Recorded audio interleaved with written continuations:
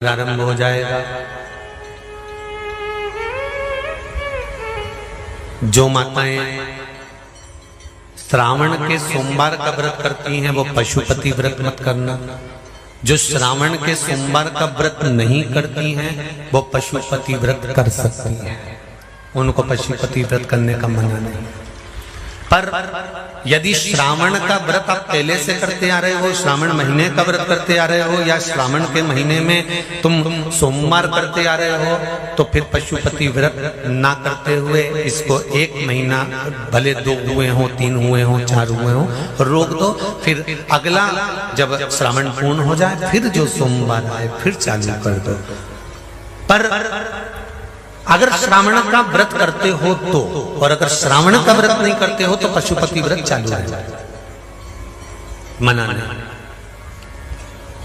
श्रावण के महीने में जल चढ़ाने के पात्र 2 कर लो। कितने पात्र कर लो? जम के बोलो जरा। 2 पात्र कर लो, भले 2 हाथ में लेकर मत जाओ, एक के ऊपर एक कलश लेकर जाओ। उसका कारण क्या है? शंकर भगवान ने मां पार्वती के सम्मुख में गंगा का आवाहन करा था। तो गंगा जी ने आकर पूछा था, स्वामी जब पार्वती आपके नजदीक में विराजमान है तो मुझे बुलाने का कारण क्या था? भगवान शंकर कहते हैं, श्रावण का महीना प्रारंभ हो रहा है, जब मेरे ऊपर सृष्टि का भार आएगा तो मुझे गंगा और पार्वती दोनों की जरूरत पड़ेगी। जब घर में विवाह आता है, शादी आती है, कोई फंक्शन आता है, कोई मेहमान आते हैं, तो थोड़ी ड्यूटी बढ़ जाती है। रोज 8 बजे उठते हो, पर शादी रहती है तो कितनी बजे उठना पड़ता है? सुबह 6 बजे 7। यहाँ पर भी आप रोज अपने घर पर उठते होगे 8 बजे तक, 7 बजे तक, पर यहाँ तो तुम जब सो रहे होगे तो सवेरे कब हो जाती है और रात कब हो जाती है तुम्हें नहीं मालूम पड़ता होगा कि कब रात हो गई कब सुबह हो गई। लोग ढोलक पीते पीते पीते पीते 11, 12, 1 और तुम्हारी लग गई झपकी और बज गई 3:30, सब लग गए लाइन में नहाने और तुम भी भागी जल्दी से नहाने। अब नहाने भी कहाँ जाएं? तो माता इतनी चतुर, उनका बरसती हो रही है जल की। भगवान भी सोच समझ के पानी गिराता था, 3 बजे से गिराना चालू करता था 6 बजे तक। उस बीच में भगवान को भी मालूम है मिश्रा जी कहाँ से नल लाएगा, इसलिए उन्होंने चारों तरफ से पानी गिराया और तो नहाना के अंदर। बोलो सही है कि गलत है? सब बाहर निकली धीरे से, इतनी चतुर, राम जी गजब की चतुर लोग आया है, गजब।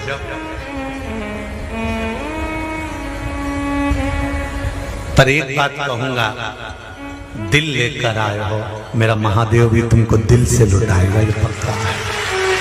दिल लेकर आए हो। कल हम जब आप लोगों से मिलने, हमारा नियम है, जो हम जहां भी कथा भी करते हैं, चाहे रायसेन करी हो, चाहे सागर करी हो, चाहे जहां कथा करते हैं, वहां रात में जो लोग रुकते हैं उनसे प्रयास रहता है कि थोड़ा मिले। एक नियम बना रखा, भले वो 1,00,000 लोग हों, 25,000 हो, 50, और जितने टेंट लगते हैं सब में मिलने का मन करता है। आपसे कल भी मिलने आए थे और कई लोगों की आंख में आंसू भी थे, कई लोगों के हृदय भी नम थे कि हम अब कल चले जाएंगे। पर दुख मत करना,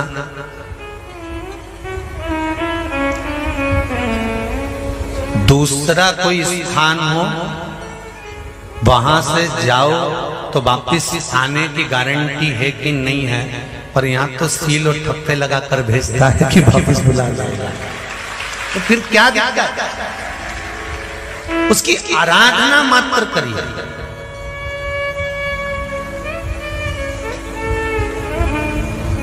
खूब धनपति भी बैठे हैं, खूब, आप लोगों में कोई कमी नहीं है। किसी की यहाँ जमीन है तो किसी की गाड़ी है, तो किसी का बंगला है, किसी की सत्ता है, किसी का आनंद है, बहुत बैठे हैं। पर आप लोगों ने 7 दिन जो कथा, एक ये पटिया लगा हुआ है, तख्ता लगा हुआ है, और उस पर आराम से सोकर 7 दिन कथा का रस स्वादन जो करा है वो जिंदगी भर नहीं भूल पाओगे। बाबा इतना देगा कि आप लोग उसकी कृपा ही बरसती है।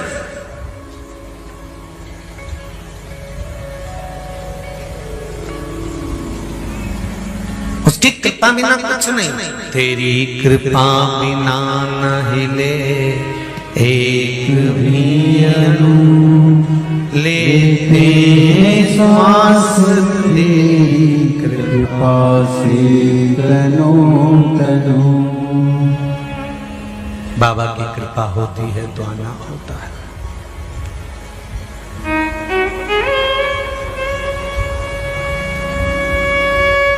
कोई नेपाल से, कोई झारखंड से, कोई उत्तराखंड से, कोई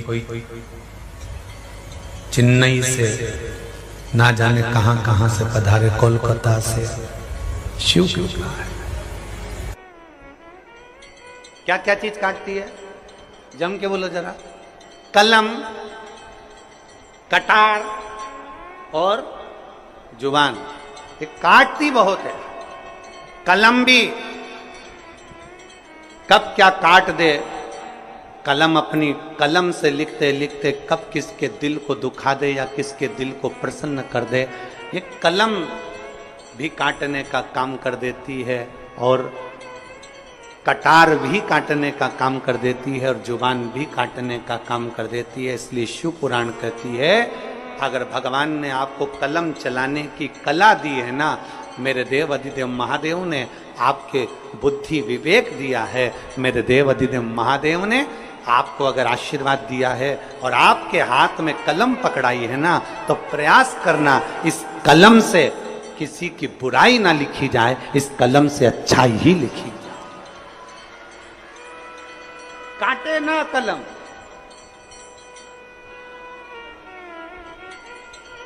कटार का काम भी काटने का होता है, कटार भी काटती है, और जुबान का काम भी यही होता है। ना जाने किसके लिए, ना जाने कब अपशब्द कह जाए, ना जाने कितना क्या बोल जाए, कोई भरोसा नहीं है। इसलिए शिव महापुराण की कथा कहती है, दुनिया का सबसे बड़ा तप है, जम के बोलो जल्दी से, चुप रहना, मौन रहना।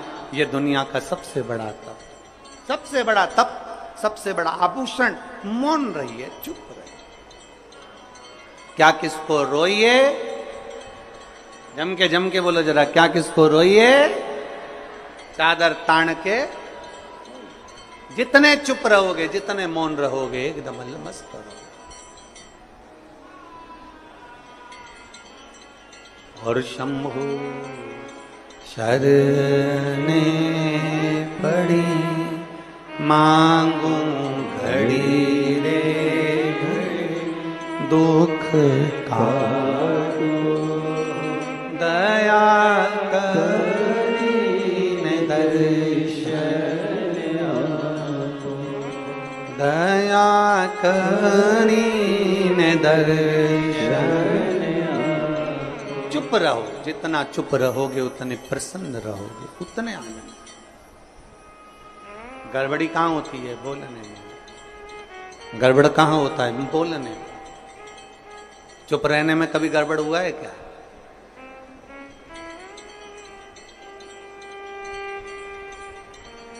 बोलते ही नहीं। कई बार तो पति पत्नी का झगड़ा हो जाता है इस बात पे, तुम्हारे मुंह में जीवान नहीं है क्या? तुम बोल नहीं सकते इतना सा? तुम अपनी मम्मी से जाकर नहीं कह सकते इतना सा? तुम अपने भाई से नहीं कह सकते इतना सा? तुम अपने परिवार से नहीं कह सकते इतना सा? पति मौन, क्योंकि वो शिव है, और तुम जगदम्बा, जगतधात्री दुर्गा भवानी हो। पूरा अधिकार बोलने का तुमको दे रखा है, वो नहीं बोलता, वो तो मौन रहता है, देखता रहता है, और जब वो बोलता है तो फिर सब डोलते हैं। जब वो बोलता है, चुप रहने में जो सुख है वो सुख कहीं नहीं। शिव जी कह रहे हैं कि मुझे भी थोड़ा बल एकत्रित करना पड़ेगा त्रिपुरासुर को मारने के लिए, और वो बल कहां से आएगा, वो बल कहां से प्राप्त होगा?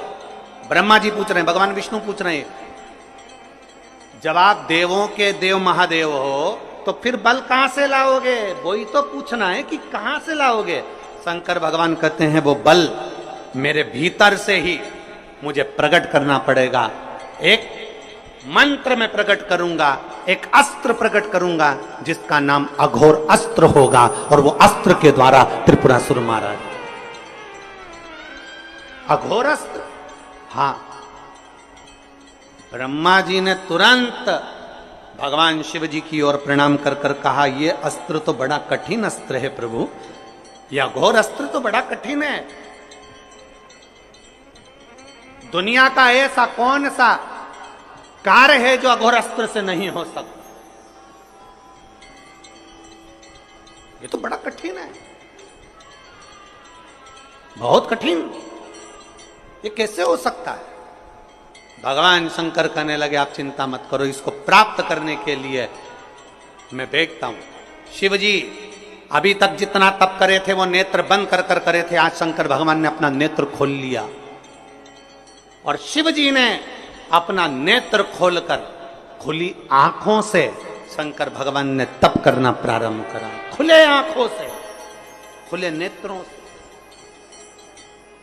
अब कई लोग कह देते हैं, हमारे सामने कई प्रश्न आते हैं, ऐसा नहीं कि प्रश्न नहीं आते। कई लोग कह देते हैं, गुरुजी हमने सुना है कि कई लोग कहते हैं भगवान के मंदिर में जाओ तो थोड़ी देर आंख बंद करके बैठो, भगवान की साधना करने बैठो तो आंख बंद करके बैठो, भगवान से प्रार्थना करने बैठो तो आंख बंद करके बैठो। शंकर जी का कथा कर रही है, मेरे शंकर भगवान खुले नेत्रों से तप साधना में लीन होते हैं, और अघोर शस्त्र को प्राप्त करने के लिए शिव लग जाते हैं। ऐसा जरूरी नहीं है कि तुम नेत्र बंद करके बैठोगे तो भगवान मिलेगा, ऐसा जरूरी नहीं है कि तुम आंख बंद करके बैठोगे तो परमात्मा मिलेगा, ऐसा जरूरी नहीं है कि मंदिर में तुम नेत्र बंद करके बैठोगे तो भगवान मिलेगा, ऐसा जरूरी नहीं है कि किसी नदी के तट पर नेत्र बंद करके बैठोगे तो भगवान मिलेगा, ऐसा जरूरी नहीं है कि किसी तीर्थ में जाकर आंख बंद करके बैठ जाओगे तो भगवान मिलेगा। शिव महापुराण की कथा कहती है, आपकी आंखें भले खुली रहे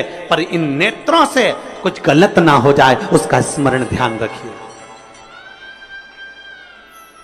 नेत्र क्यों बंद करते हैं?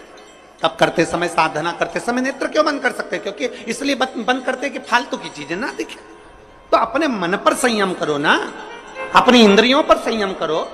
5 कर्मेंद्री, 5 ज्ञानेंद्री और एक मन रूपी इंद्री को साधो ना, तो नेत्र से कभी गलत दिखेगा ही नहीं।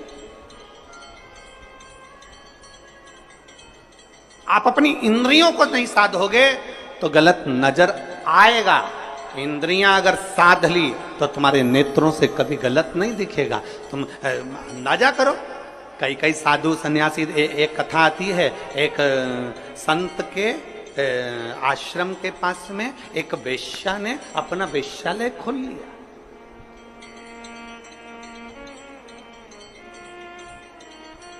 संत के आश्रम के पास एक वेश्या ने वेश्यालय खोला। अब वैश्या के यहाँ सब लोग जाने लगे, बहुत सारे लोग उसका नृत्य देखने के लिए, उसको देखने के लिए। बड़ी सुंदर भी थी, बड़े आनंद से जो आता था उसका सम्मान भी करती, बहुत आदर करती।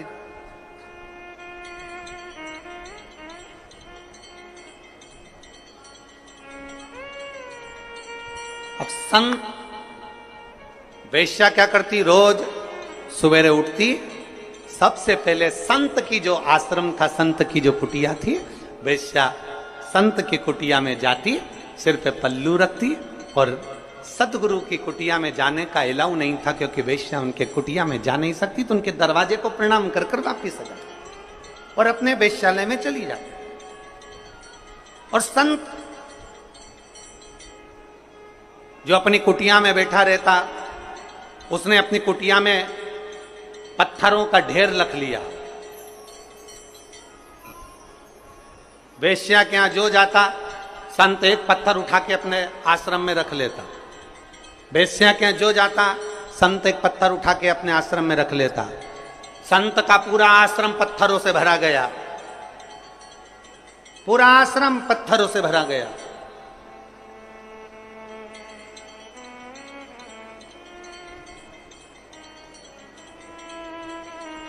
आखिरी में,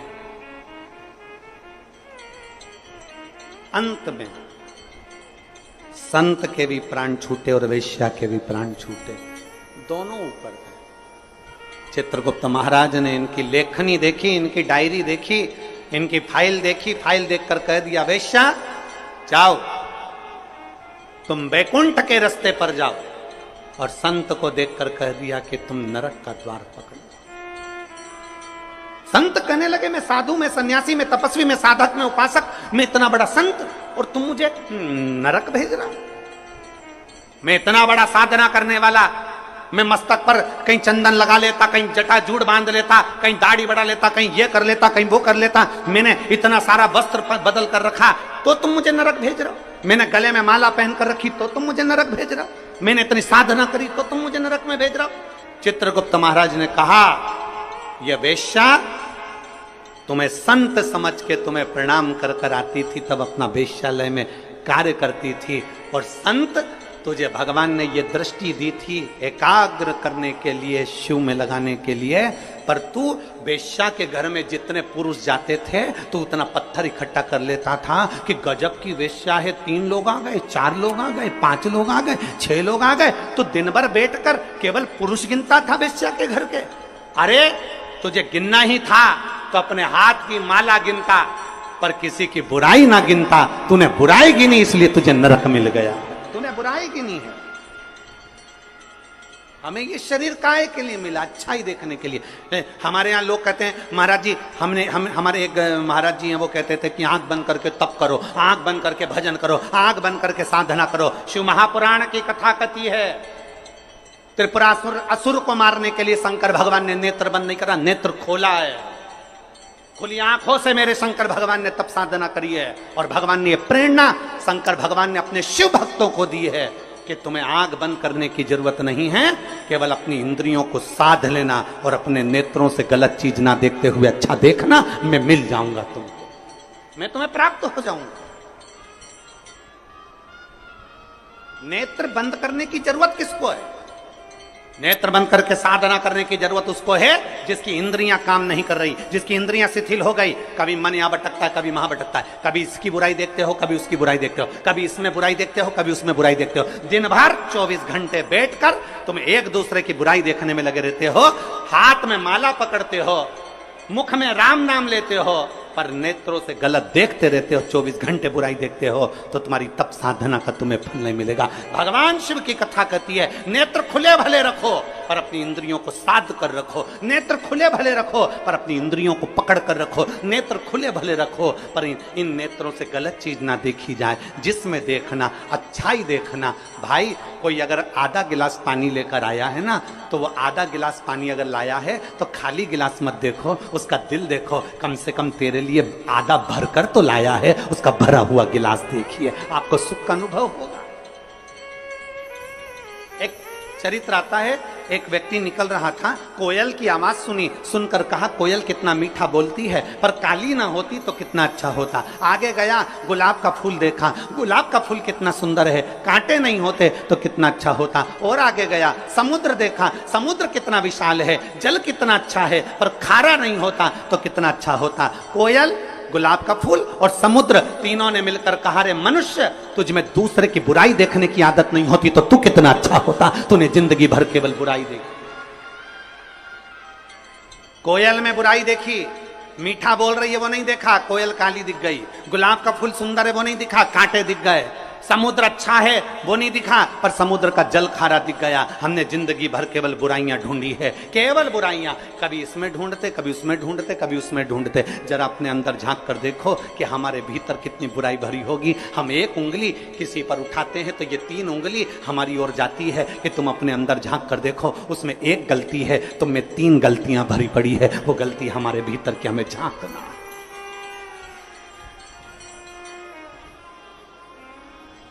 वो गलती हमारे भीतर की झांक। शिव जी कह रहे मैं खुली आंखों से तप करूंगा, नेत्र खोल लिए। शिव महापुराण की कथा कहती है 1000 वर्ष तक मेरे शंकर भगवान ने नेत्र बंद नहीं करे, 1000 वर्ष तक मेरे शिव नेत्र बंद नहीं करे। 1000 वर्ष तक मेरे ओघड़दानी मेरे शंभु नेत्र बंद नहीं करे। लग गए, आंखें झपकी नहीं, पलक झपकी नहीं, नेत्र खुले की खुले।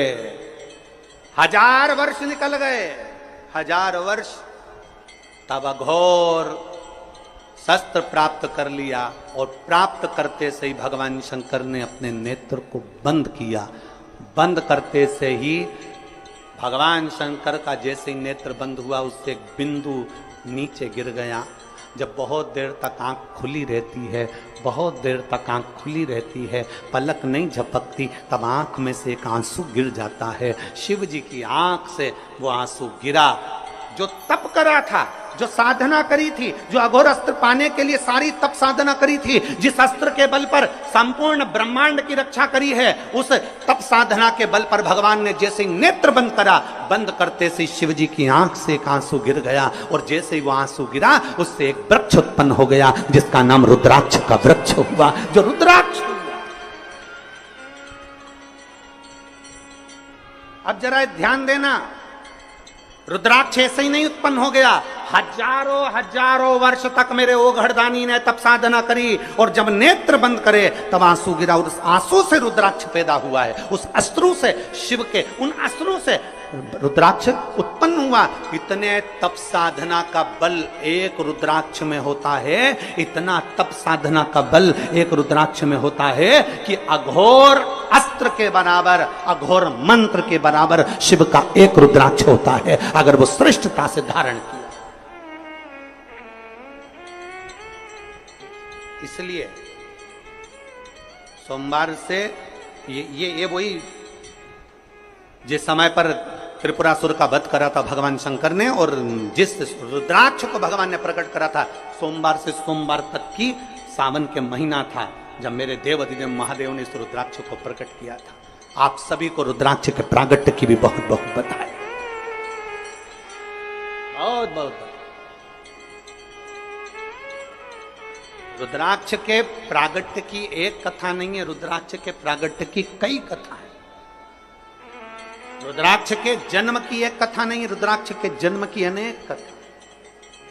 पर भाग्यशाली हो आप जो 72 साल बाद ये जो सावन का महीना आया है, सोमवार से सोमवार तक का, कहते हैं इस सावन में जो सोमवार से सोमवार तक का सावन रहता है, सोमवार से शुरू सोमवार से विराम, अगर आपके घर में रुद्राक्ष है, आप रुद्राक्ष धारण करते हो या रुद्राक्ष अपने घर में रखते हो, तो उस रुद्राक्ष को छोटी सी कटोरी में रखकर या एक पात्र में रखकर 7 बार किसी भी अमावस पर, सावन में जो अमावस्या पड़ती है, ये सोमवार से सोमवार वाली सावन, इसके बाद वाले सावन का वर्णन नहीं कर रहा, हम इस सावन की बात कर रहे हैं। या तो अमावस, पूर्णिमा, त्रयोदशी, चतुर्दशी या प्रदोष, शिवरात्रि, अष्टमी, ये ऐसी तिथियां हैं जो सोमवार से सोमवार तक का जो सावन होता है, सावन में कटोरी में रखकर, प्लेट में रखकर, थाली में रखकर 7 बार अपने घर में अगर रुद्राक्ष तो उसको बलवान बनाने के लिए इसी सावन के महीने में 7 बार तो जल, 5 बार दूध गौ माता का और 2 बार गाय का घी उस रुद्राक्ष पर लेपित करना चाहिए। और फिर उस रुद्राक्ष को धूप बत्ती हो या घर में गूगल की धूप हो, वो धूप बत्ती से उस रुद्राक्ष को सिद्ध कर लेना चाहिए। कुछ नहीं आता ना, शिव का नाम लो, श्री शिवाय नमस्तुभ्यं बोलो और उस रुद्राक्ष का स्पर्श कर कर अपने गले में धारण करते हो तो गले में, पूजन में रखते हो तो पूजन में, या किसी कार्य सिद्धि के लिए रखते हो तो कार्य सिद्धि के लिए। अगर ये सोमवार से चालू होने वाले सावन को, सोमवार से विराम होने वाले सावन में अगर हम सिद्ध कर लेते हैं तो रुद्राक्ष हमारे जीवन का सबसे श्रेष्ठ रुद्राक्ष हो जाता है,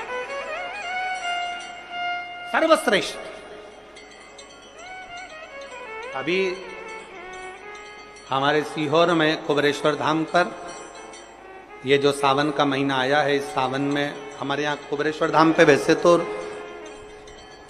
जो महाशिवरात्रि आती है, जिस समय रुद्राक्ष उत्सव होता है, उस समय पर रुद्राक्ष को सिद्ध कर लिया जाता है।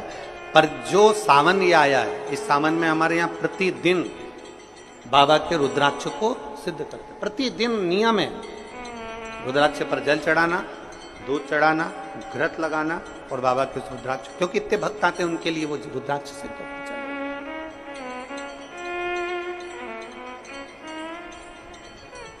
इसी सावन में 4 मुखी 3 रुद्राक्ष, कितने? 4 मुखी कितने? 3।